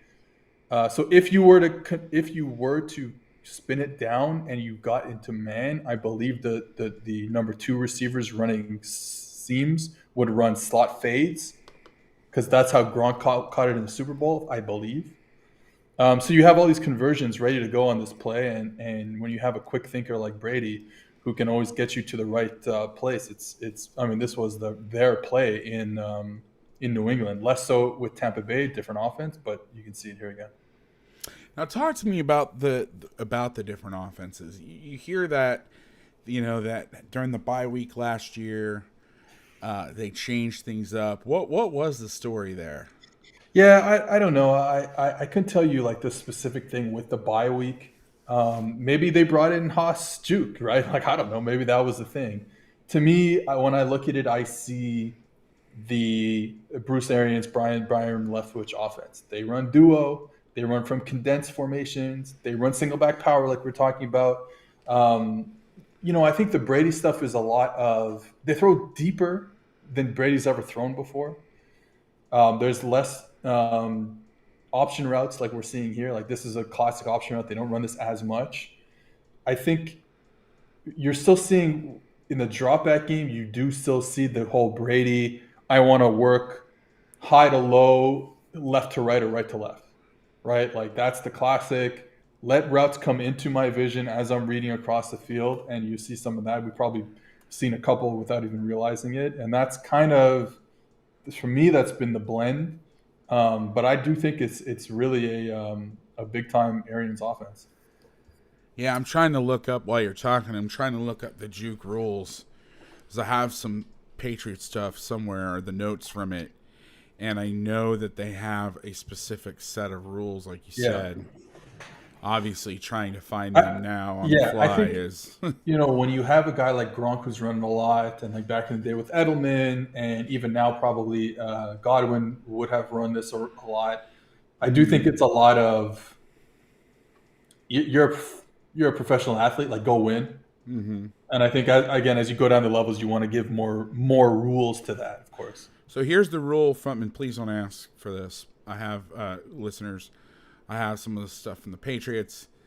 The inside route is, the juke route is an inside release, stem to 4 yards, and sit if uncovered. If matched, work the defender, covering you man-to-man, and beat him inside or outside off his technique. Coaching point: do not show the quarterback your eyes until you're finished with the route and ready for the ball. When run from bunch, release behind the point man. With motion, do not get close to the bunch. Also, it's a built-in hot. Do not jerk air, and jinx and joust must get in between the hashes and work the mic. So as we go through that, I'm trying to find the Haas concepts together. And with that call, you can run it. I mean, I know that is the Y juke is the famous one, but there's different. Yeah. There's different versions of it, and you can tag it with. And I know some guys that have run it where you can tag it. So here's the Haas rules. Found them. I stalled enough to find them. So Haas is hitch and seam. Number one's going to run the locked hitch that can convert, like you said. The inside fade, if it's middle of the field open, they'll break to the post. If it's middle of the field closed, they'll stay in the seam. And then they can also outside release and run the slot fade versus different types of and that's called Hoffa. Like I said, that's actually called Hoffa, like Jimmy Hoffa, is when he runs the inside fade. So there you go. You learned something. Yeah. We're just not talking about offense or defense over here, folks. But yeah. Anyway. Okay, we got a couple more plays, and then I got to bounce. Yeah, we'll get. I think we maybe get to halftime. Maybe. Yeah. Maybe. I wish I had some more. All right, so here we go. -6 yards. I'm going to find the lost yardage plays. I'm going to start cherry picking. For the sack. Cam. Oh, play you're on? Yeah. Oh, shit.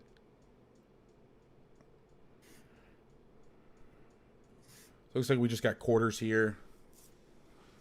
Straight up quarters, which is an interesting choice on 3rd and 7, but they're running a version of Y cross with, I don't know what the hell the Y's, the H or the Y's doing. That's terrible. He just runs right into Davis.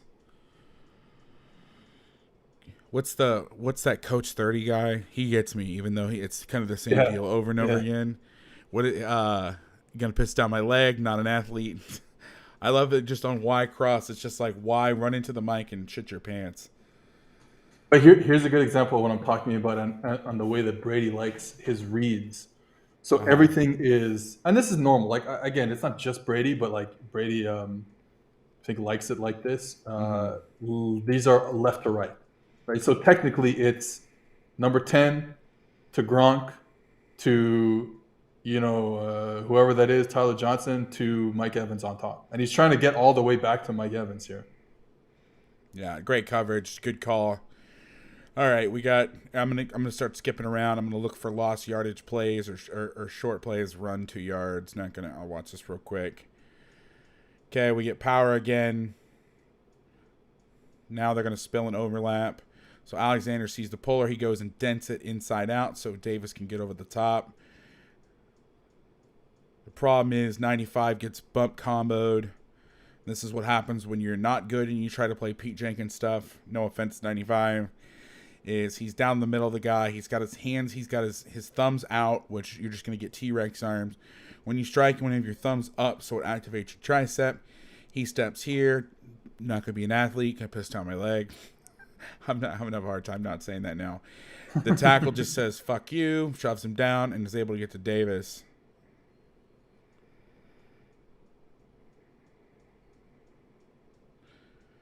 Pruitt said that when Daboll coached Brady, they only like to give him half the field. Interesting. No, it's not that, though. Like, maybe I'm wrong here. Sorry, I got excited when you said that. But, like, it's not that they gave him half the field. It's like a concept on one side with routes coming back in, like on the last play we saw. So it's half field, but he can work across the field. Yeah. And like Rodgers is different in that sense, but Brady likes that. Here's duo. Yeah. Get a run through, and that's why they run downhill. And that's probably what it was, is they knew that duo was the play they wanted to run, and so they'll give up a counter here and there to get their duo. Okay, I'm gonna start cherry picking plays. We're down in overtime. Yeah, we're having a little pre-Christmas thing tonight with some friends. I haven't really done much since COVID. I'm making all of them take COVID tests before they come in the house.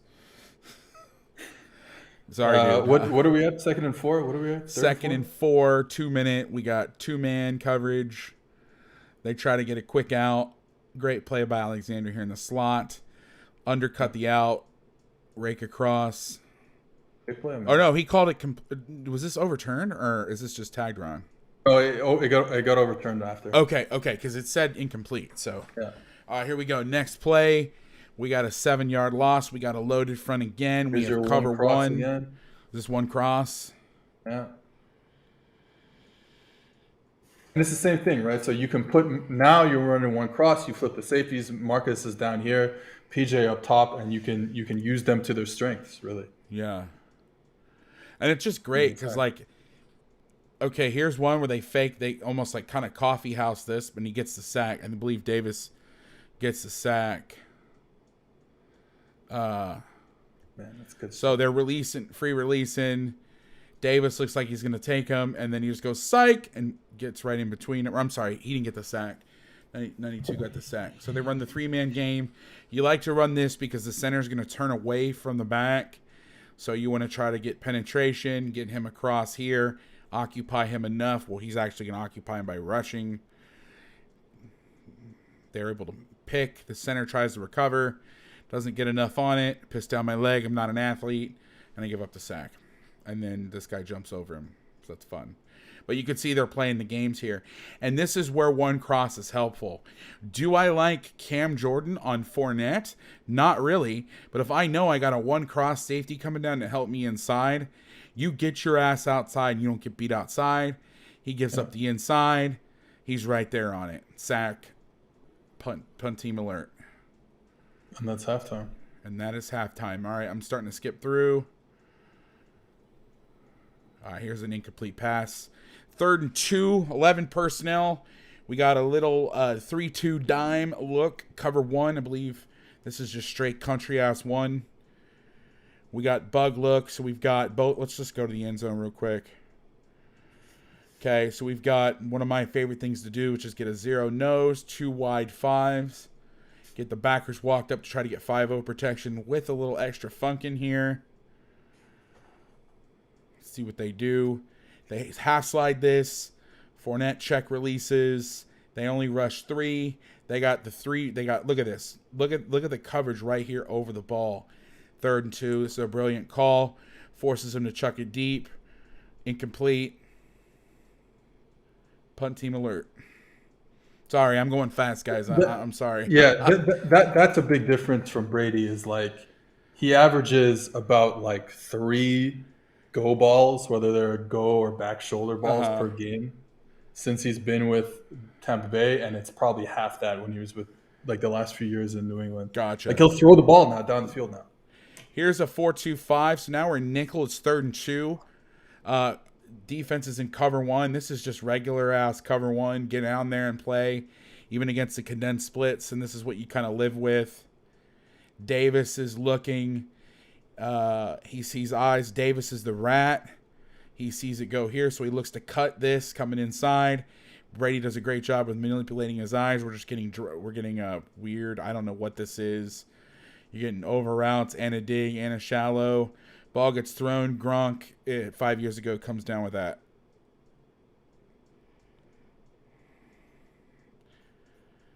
So Kane Clifton in the chat said the story is that Saban was asking Daboll about, I don't know if I'm saying that right, during the interview if they didn't have any movements, boots nakeds, and he said no because Tom wasn't good at them and they preferred to keep him to one side. Interesting. Okay, we got 12 personnel heavy. I'm sorry, I'm gonna move past this stuff. As much as I'd love to talk about run fits, I'm not feeling the vibe. We got quarter, half right here. Interesting. Second time we see it. They show, I don't know if this is, they're just getting a line late. No, yeah, they're just getting a line late. Flash and pass. And the Saints, here's what's interesting about what the Saints are doing. Even in quarters, and maybe this is a threat thing, and I'm just picking up on this. This could be wrong. But I think what they're doing with the nickel is if the back is away and there's no threat of 3, I think they're playing like box 1 defense. They're saying, all right, you lock his ass up, and then we're just going to play quarters everywhere else because there's no threat of 2 coming back across. Or there could be, but you have bodies to pick stuff coming across. But there's nothing threatening us out to the flat right now. And I think that's why he's hesitating sometimes. I think that's why he's taking it some, why he's not taking it others. I could be wrong. Again, I'm just spitballing here. But would make sense to me because it's quarter, half, but with just a guy playing man. And it always seems like he's right. That guy's always on that throw. That's one thing you see about the Saints. I haven't seen much except for that one little mistake at the beginning of the game where the guy got open on the and go. Have you seen anybody just wide open? And I know people are going to say, oh, well, Evans is in it, Godwin's not in that, but did you see it then too? I'm not seeing much of that. This is as good of a defensive performance that we've seen in the league. No bust whatsoever. It's crazy. In the passing game, at least. All right, we got a little blitz. We got a little fun action here. The one bust was on the fake tunnel screen. Yeah, that was the one that I saw. That was the one. All right, so we got dime here, 3rd and 7. Gronky Kong, they're running one cross. They switch late, and I'm pretty convinced it's because Gronk motioned across. Yep. Corner's going to fight through the pick. Again, no yards after the catch. Shorter yard, 4th and 1. Great job. Let's watch the pressure up front. What'd they do pressure-wise? Just a little twist. They do a good job of handling that. A little dicey there in the speed rush. But great tackle. Now, again, I know if that's Godwin, maybe he doesn't make that play. Maybe he does. Yeah. So now the 4th and 1, the Saints switch to nickel. They're going to run 1, and they're going to blitz. So they're locking and leveling. Now they're getting on different levels in the bunch. I don't know if they're going to pass this or not, but they're locking it down. They're showing a slit over front with an extra guy off the edge to the back. Now the back stays in protection. They throws the fade to Gronk. Not a great business model here. They're locking and leveling over here. No, and you know what? Like, Gronk has been really good for the past month, but as a number 3 guy. Yeah. Now he's a focal point guy, with the 2 injuries in this game, and it's tougher. But there's finally Brady saying, hey, you know what? They're giving me this one-on-one on the backside. Yeah. So let me look off the safety. Good throw. It's just good coverage. And it's not a bad. It's like Brady hasn't been that off, but he's been off just enough. So the Bucs hit back-to-back 12-yard, 30-yard gain. Okay, they're coming up. Shit, I got to go soon. I'm sorry, guys. Having a little friendsmas. We got some 2-man here. They try to get the ball out of the backfield fast. They see Davis is a step slow. He tries to get it out there. Ball's in his hand. Hits him in a bad spot. Right in the hands. Incomplete. I want to find this. Is there any sacks? I want to find a sack. I want to find him getting blown up. I want to find something here. I'm going to cut back to you for a second. I want to find what's a good play to end on? Do you know what's coming up? Do you know if there's a good play to kind of call it? One where somebody gets blown. All right, here's one. 3rd and 10, -10 yards. Let's see what happens. Okay, dime personnel. We got everybody walked up. We're playing, it looks like 2-man to me. Or a 2-man with, and they're just changing how they're playing this backside safety because there's only one threat. So, and with the cut split, the corner's playing outside, so it looks like he's robbing the backside safety. He's robbing the dig. Here, front side is playing a true half. Gronk releases out to the flat late. They kind of got a pick on this to end the game in the Superdome on the same type of concept. So that's what it reminded me of. And Brady threw it right to P.J. Williams on that one. Oh, this is fantastic. I love this. So now you get the fake. So this guy's been balancing out the rush a lot, because the loaded front stuff, you got to balance out the rush. Now they start to go here, and then he sets him up for a pick. That is fantastic. I love this. Wait for it. Let him release it. That is awesome. That is awesome. And that's because the way they've been picking up this, and now Davis is dropping, because I think Marpet, like I said, at some point I think we skipped it, but he got some real cheap shot. They're not. I shouldn't say that, but he's hitting guys when they're not looking. They're trying to cross. They're trying to come across. Yeah, they all love doing that. And that happens. Guards love is there another play in the game that would be good to end on, or is that a pretty good one? Let's end there. Let's end there. Yeah, that's a good way. All right, guys. Thank you so much, Seth. Usually we hang out and answer questions and do a lot of things, but like I said, I am having Friendsmas here. My friends are going to start arriving in like 12 minutes, so I need to go. Final thoughts on the game. Final thoughts on where you think this will go. Do you think the Saints have a chance to really run the table and not run the? I'm not saying they will be Super Bowl champs. I know that you made that statement earlier. I let it go because I thought maybe you were doing some mushrooms or something, and I figured I'd give you some time to maybe level out a little bit. But no. But in all seriousness, I mean, where do you see this team going? Do you think they can pull it off? Is Jameis done for the? I mean, what's the quarterback situation? Yeah. Is he done for the year? Taysom is going to play again, I guess. I think they have a better chance with Trevor Siemian in the game, especially if they're going to run the offense that Sean Payton wants to run, like his offense. Might as well do it with a pocket passer. Taysom Hill is just not a pocket passer. Now, if you're going to run some stuff that we saw the Eagles run last night, then absolutely put Taysom Hill in the game, but they don't want to do that. The defense is great. I'm excited to watch them. They're going to win the Super Bowl. You can quote me on that. Saints, Super Bowl champions, 2022. There you go. What I don't understand is if you have Hill and you have backups, it's not like it's a situation where it's a Vic or a Fields where that's your guy, right? Like that's your guy. You're paying him all this money. I don't get it, dude. I don't get it. I mean, does he have pictures of somebody or something? Every time I think of Taysom Hill, look, my thing is. Go ahead. Go ahead. No, I would say my thing is like Sean, like. When you look at the offense, like all the concepts are fine. You got no issues with like the play designs and stuff like that. It's just like Taysom Hill cannot hit the open receiver. So like, why keep doing that? And you have a guy who, you saw him and he had 3 zone reads with the bluff coming out, the arc coming out, 7 yards, 8 yards, 10 yards, but that's it. A couple counters. But the thing is, like quarterback duo, it's like, I like there's some good plays there, but I have a lot to say. I don't want to bore anyone with. No. I asked. I just think of every time I think of Taysom Hill, I think of Did you see the Kevin Clark interview with Sean Payton? Yeah. 31 teams will be on the phone, and he does that. By the way, sidebar, real quick. How about this? Kevin and I went to high school together. We went to college together. We're from the same hometown, and totally figured this out like by chance, like on a weird. He was tweeting about like the 2009 Magic or something. He's like, "You're a Magic fan?" I was like, "Yeah, I grew up in Orlando." And then we started talking. He went to my high school. We went to high school together. So he's a freshman. I was a senior. And then I believe he went to Miami as well. So I love that dude for obvious reasons. But that interview he did where he's like, when Peyton's like, "Oh yeah, we'd have 31 teams on the phone."